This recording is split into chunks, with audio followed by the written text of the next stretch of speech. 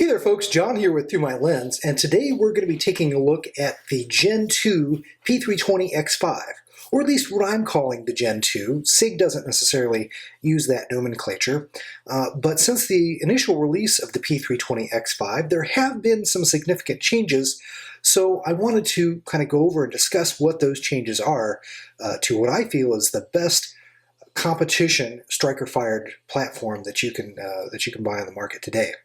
Now, before we begin, let me just mention that this video is meant to be a supplement to the written photo review that can be found on throughmylens.org. And if you look in the description box of this video, you'll find a link that will take you directly to that written photo review.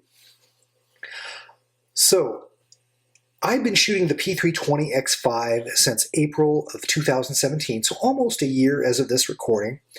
I believe I was one of the first individuals in the United States outside of Team SIG to get my hands on one of the X5 models.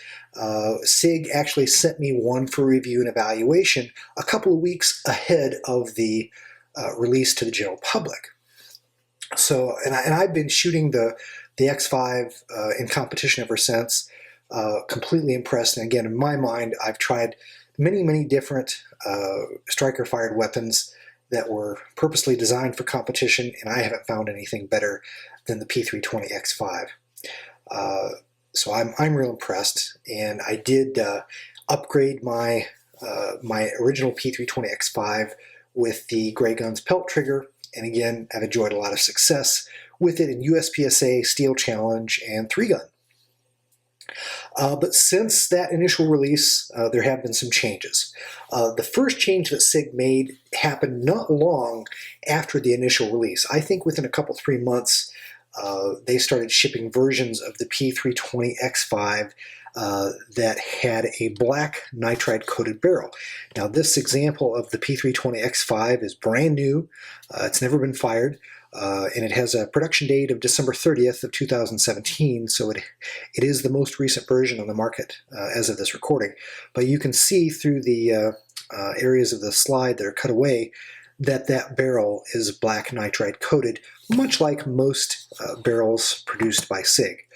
But the P320 initially, and here's my original P320 X5, the X5 originally had a pure stainless with no black coating. And I like that. I thought it added some visual interest to the gun, kind of made it distinctive from the non-competition models. I'm okay with the black nitride coated version. It's just an aesthetic difference. I suspect SIG did that because the stainless version tends to show wear more readily than when it's black nitride coated. I don't necessarily know that there's a functional advantage to it. Whatever the reason, SIG did it. So that's the first significant change that you'll see between a Gen 1 P320 X5 and what I'm calling a Gen 2. The next change came as a result of last summer's big P320 drop safe debacle. I've written about it. I'm not going to get into it extensively. I've written about it on Through My Lens. If you go on the website and do a search, you'll find the article that I wrote. But the short story is that under extremely unlikely circumstances, it was discovered that the P320 could involuntarily discharge if it dropped onto concrete and it landed at a very specific angle. Public reaction to this was way overblown, in my opinion. Again, I'm not going to get into it, but SIG did respond to the episode and made a design change to the fire control unit, which alleviated this particular issue or potential drop safety issue. After they made that design change, existing owners of the P320 of any variety could send their weapon back to SIG, to the factory, in what was called a voluntary upgrade. And after some number of weeks, they would get their weapon back, 3-4 weeks or so, kind of varied from when you sent it in. And Again, I didn't really see a big need for it because I didn't particularly think that it was a big issue. I didn't want to be without my gun, and I would actually lose a feature that I valued as a result of the new design. Let me explain. In the pre-upgrade versions of the P320 X5, or any P320 rather, after you engage the sear, of course you're going to get a click when you pull the trigger. But in most striker-fired weapons after that, there is no click. With a P320, anytime you pull the trigger, there is an audible and tactile click, not just when you engage the sear. And the firing pin drops. So this is a pre-upgrade P320 X5. If you have a version that has the new design feature or has been sent in for voluntary upgrade, again, when you engage the sear, you're going to get a click, but after that, no click.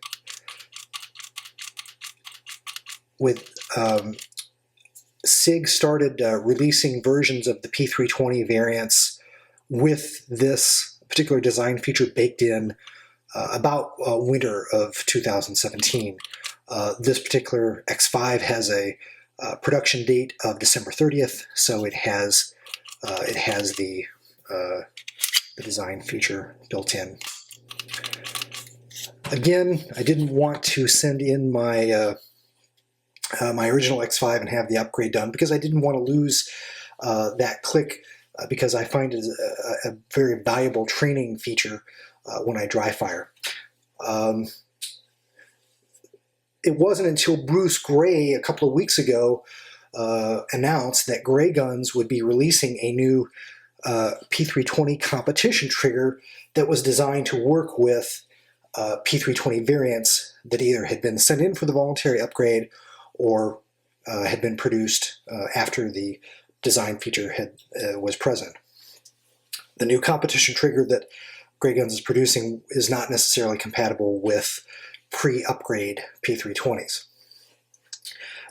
Now, what's different between the pelt trigger, which, as I explained earlier, I have on this P320 X5, and the new competition trigger? Well, the pelt trigger reduces the trigger pull, but it does not change the length of pull on the P320 trigger.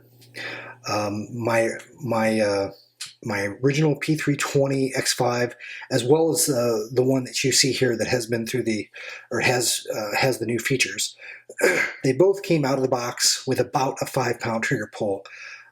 This one I just tested a few minutes ago and has, about an average of 5 pulls. Came in at about 5.5 pounds. So again, from a trigger pull weight, not ideal for competition. The pelt trigger, however, reduces that pull weight considerably by about 2 pounds at least. Again, I tested this P320 X5 with my Lyman trigger gauge quite recently, within about a week ago, and it's down into 3-pound range. Of course, I've dry fired with it and shot several thousand rounds through it, so obviously the trigger is going to get worked in and get lighter as a result.